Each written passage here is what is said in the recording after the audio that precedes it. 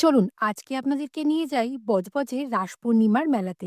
নমস্কার, আমি রনিতা আর আমি জার্মানিতে থাকি। আর আমি এই মুহূর্তে এসেছি কলকাতায়। তাই কলকাতার কিছু স্মৃতিগুলো আপনাদের সাথে আমি শেয়ার করছি।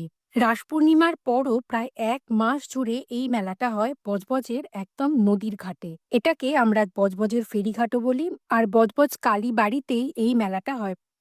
অনেক লোকজন আসে অনেক দূর থেকে। তবে আমি যেদিন গেছিলাম সেদিনকে সন্ধ্যেবেলায় গিয়েছিলাম।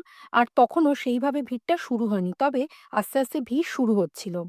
অনেক বছর পর এখানে গেলাম আর গিয়ে কালীবাড়ির একটুখানি আশেপাশটাও ঘুরলাম।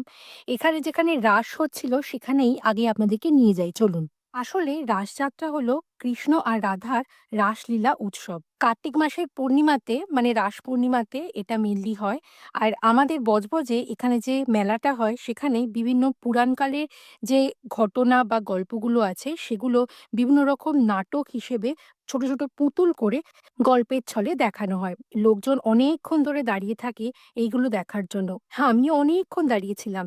তারপর দেখে-টেকে ওখান থেকে কালীবাড়িতে একটু ঠাকুরকে প্রণাম করে চলে এলাম মেন যে মেলা হচ্ছে।